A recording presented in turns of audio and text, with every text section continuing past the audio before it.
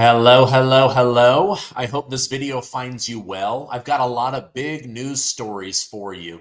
The fires in the Hollywood Hills continue to rage. President Trump calls on Governor Gavin Newsom to resign immediately. Hollywood elites are freaking out. They are absolutely furious at Democrat leaders as they show no signs of leadership.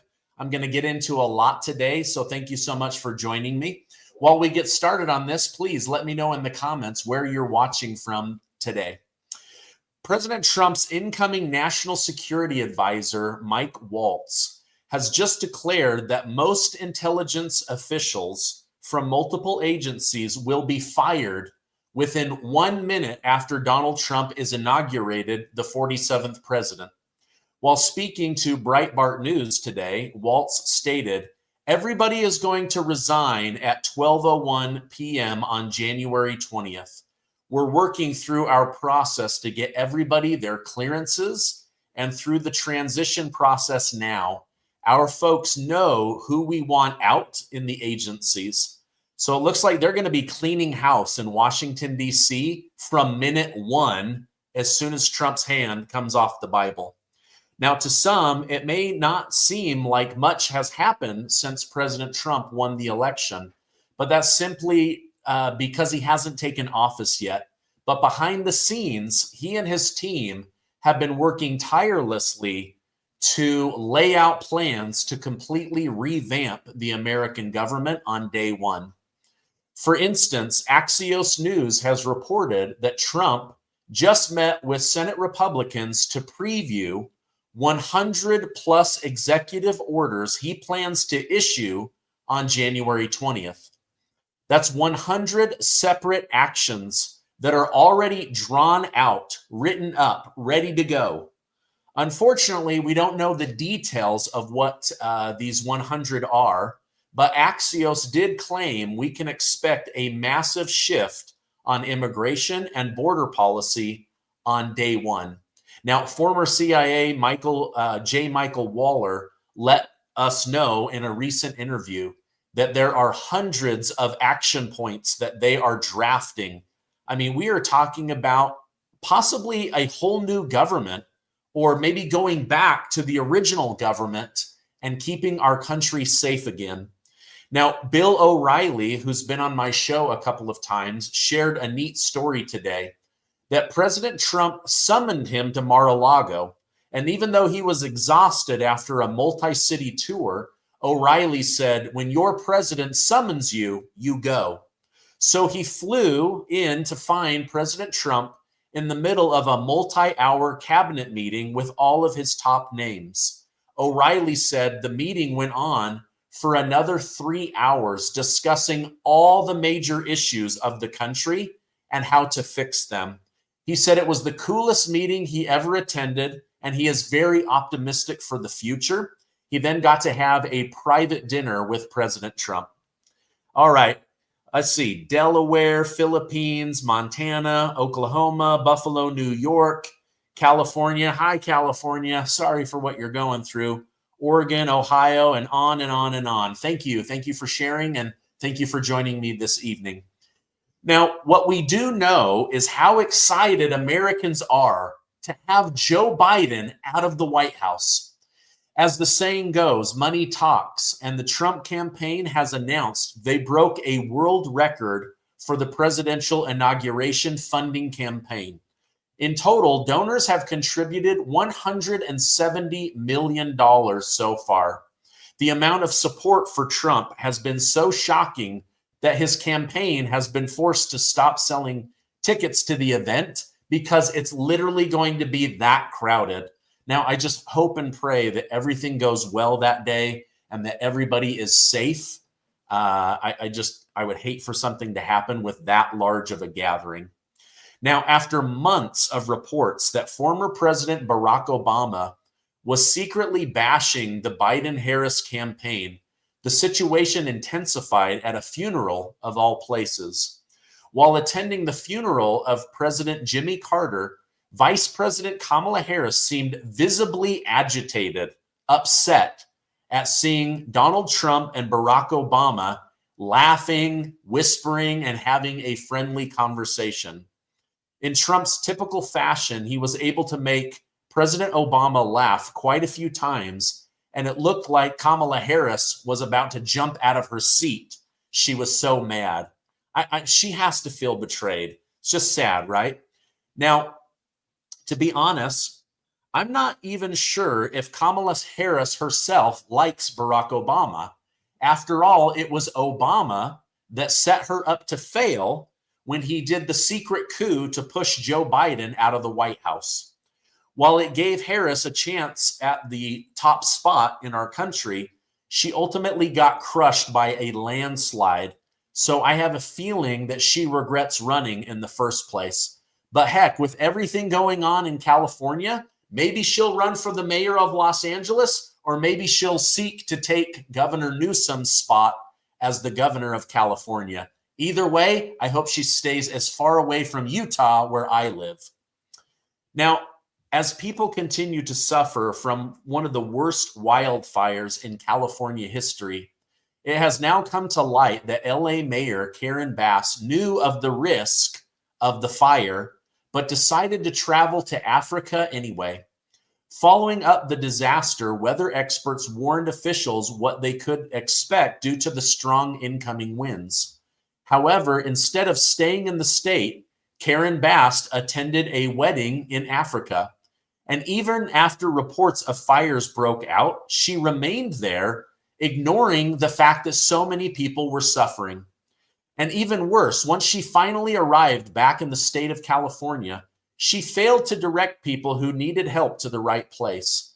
During a press conference held yesterday, Mayor Karen Bass stated, "If you need help, emergency information, resources, shelters available, this can all be found at URL." At URL, you're supposed to tell the website. I swear, Democrats cannot read from teleprompters. You're supposed to tell the website so that people can actually get help. And she looked like a deer caught in the headlights when they questioned her over and over again. Why did you cut $20 million of funding from the fire department? Why do you have over 100 fire vehicles that aren't repaired because you won't pay for or find mechanics? I mean, this lady literally has no clue what she's doing. It's so sad. Now, President-elect Donald Trump has demanded the resignation of California Governor Gavin Newsom, attributing the devastating Los Angeles wildfires to Newsom's governance. Trump's criticisms center on Newsom's refusal to sign what Trump called a water restoration declaration, which he claims would have mitigated the disaster by allowing more water to flow to affected areas. And we're not talking about a little water. We're talking about millions and millions of gallons of water.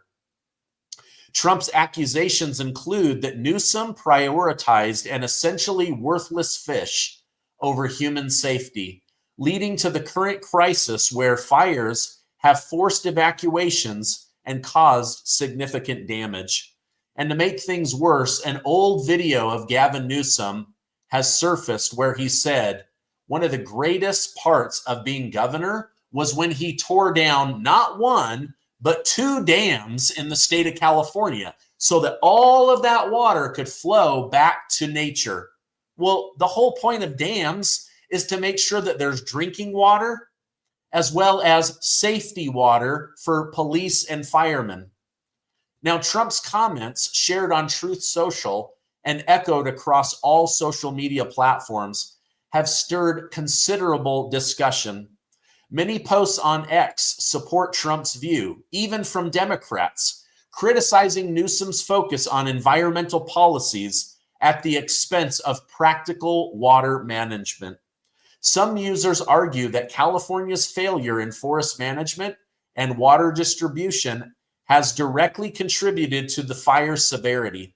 However, there's also a counter narrative where users and analysts question the validity of Trump's claims, emphasizing the complex nature of wildfire prevention and management. which isn't solely dependent on water policy. Now, please let me know over in the comments, do you believe that Karen Bass should resign? Do you believe that Governor Gavin Newsom should resign? I definitely want to hear from you guys. But in the meantime, 45 seconds from today's video sponsor. And pay attention, if you have a house, this could save you hundreds of dollars. A lot of us are trying to get our finances in order and start 2025 off right. There is some good news for homeowners. Interest rates have dropped and are now in the 5s. If you have been buried in high interest credit card debt, now's the time to break free. American Financing can help you access the cash in your home to pay off high interest debt on high interest credit cards. Last year, their salary-based mortgage consultants helped customers save on average $800 a month. You guys, that's like a $10,000 a year raise. What a great way to start the new year. Getting out of debt is one of the best things you can do for yourself and your family and your financial future. Now, if you start today, you might even be able to delay 2 mortgage payments. I want you to call 888-686-8030. That's 888-686-8030, or look for the website down below. Now, go check it out and see if you can save some money. All right, now, amidst calls, Trump's calling for resignation has not only highlighted the political divide, but also sparked conversation on state versus federal responsibility during natural disasters. Newsom's office has responded by dismissing President Trump's claims as pure fiction and emphasizing their focus on protecting people rather than engaging in political blame games. The situation underscores the ongoing tension between President Trump and the state of California. All I know, like with my own eyes, is I can observe most of the areas of our country that are having terrible situations. They're almost all Democrat-led cities. I mean, I don't know when these Democrats are going to wake up. I mean, Adam Carolla said that this might be the final straw that breaks the camel's back, and has people in California going, wait a minute, we need to get back to common sense. We need to get back to taking care of the taxpayers of California. It's unbelievable how much the government has screwed over the citizens of California. It absolutely breaks my heart. Now, to make things worse, listen to this. This is a breaking story coming out just minutes ago. A high-ranking Los Angeles County official responsible for maintaining fire hydrants, like that's her only job. It was just discovered that she has an annual salary of $750,000. So she makes over 10 times the average American salary. And her only job is to make sure fire hydrants have water in Los Angeles County. This revelation comes amidst devastating wildfire where firefighters aren't able to get water out of fire hydrants. They've completely gone dry. Now, this official, who was appointed by Mayor Karen Bass, was also hired at double the salary of her predecessor. And guys, literally, she has one job: make sure fire hydrants have water, and she collects $750,000 from taxpayers. It's unbelievable. Unbelievable. Let me know over in the comments. Do you make $750,000? If you did, could you do that one job? Could you make sure that fire hydrants have water? It's unbelievable. Unbelievable.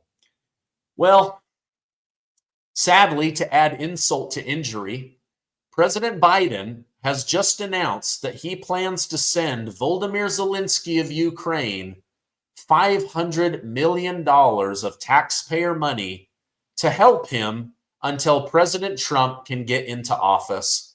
I am really hoping that Donald Trump starts off his presidency by saying, we are done with this war. No more money to Ukraine. No more of our weapons, no more of our bullets. Come to the peace talk tables and let's get this thing done.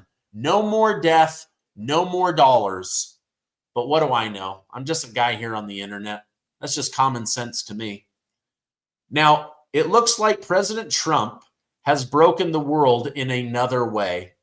Following Mark Zuckerberg's announcement that Meta, Facebook, and Instagram would discontinue their fact-checking program on U.S. platforms in favor of community notes, the International Fact-Checking Network has called an emergency meeting as they all realize they're out of a job.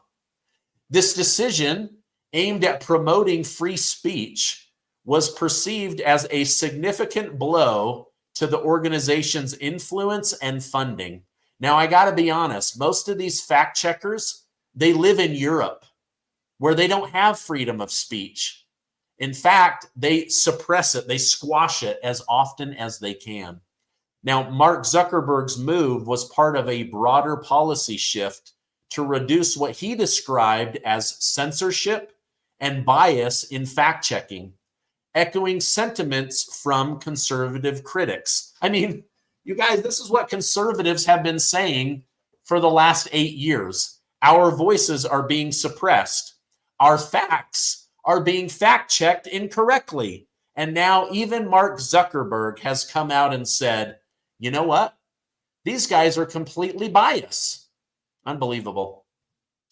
Someone just said over in the comments that we should be able to choose whether our tax dollars go to Ukraine and that maybe it should just be Democrats' money that's being sent overseas. Hey, I agree with that. You know where I want my money to go? Right here in the United States of America. If I'm going to have to pay for taxes, I want it to go towards building my country, my city, my state, my fellow citizens. No more. America first going forward. All right, now, President-elect Donald Trump has just revealed in the last few minutes that Russian President Vladimir Putin has expressed interest in holding a meeting. An arrangement is being made to facilitate this necessary dialogue. While the primary focus has been highlighted as addressing the ongoing conflict in Ukraine, specifics regarding the outcome or nature of the call or meeting still needs to come out. But wow, that is really great news. Really, really great news. I hope that this war can be brought to an end. Isn't that crazy that it's Putin asking to meet with Trump to end the war and not Zelensky asking to meet with Trump to end the war? Kind of crazy. Maybe that's why Joe Biden's sending him another $500 million just to hold you over, buddy. All right, now, Democrat Senator John Fetterman of Pennsylvania. This guy has certainly shocked me. He has just accepted an invitation to meet with President-elect Donald Trump at Mar-a-Lago. This visit marks Fetterman as the first sitting Democrat senator to meet President Trump at his Florida residence since the election. Senator Fetterman emphasized the importance of dialogue between Trump and members of Congress. He had this to say, I think it's pretty reasonable that if the president would like to have a conversation or invite someone to have a conversation, to go ahead and have it. And no one is my gatekeeper. Now, this move reflects Fetterman's willingness to engage across party lines, possibly setting a tone for bipartisan cooperation with the new Congress and the new Trump administration. Let me know over in the comments. Are you shocked by Fetterman? I mean, this guy is more and more starting to seem like a MAGA Republican, if you ask me. But I'm grateful. I'm grateful that he wants to close the border. I'm grateful that he wanted to vote on the Lincoln-Riley Act that would protect women and lock up illegal immigrants that commit crimes, abuse our women, abuse our children, steal from us, rob our homes, beat us on the streets. This is a beautiful thing from Senator Fetterman. So I'm really, really grateful for that. We'll see if they ostracize him. All right, let me know if you guys think that Governor Gavin Newsom of California should resign. I want you to type Y. And if you want him to stay in, and then do no. So type N. I want to see a Y or an N for no. You guys, there's around 4,000 of you on live right now. If you could, give this video a like because it helps me more than you know, and I would really, really appreciate it. All right, you guys are saying why? Yes, I agree. You guys, they passed a bill where they took billions of dollars from California taxpayers, and they've done none of the water management programs. They refused to clean their forests. They were told that they could use goats to clean up the hills of Hollywood. They refused that. I mean, these Democrats, they are so focused on DEI, LGBTQ2SA plus issues, making sure that there's as many women in the fire program as there are men. I mean, listen, I'm not trying to be sexist or anything, but like, shouldn't the focus be on hiring people that can put out fires, not on making sure that each gender is equally represented in the fire department? I mean, they put major focus on minor things and minor focus on major things, and then boom, these fires break out. But this isn't the only thing. Look at New York, look at New Jersey, look at Chicago. I mean, these cities, they abuse their voters like crazy, and then their voters turn around and vote them right back into office. It's so crazy to me. Anyway, I'm grateful to have a community of common sense conservatives and libertarians. So thank you guys. I love you. Stay amazing. And I will see you on the next video.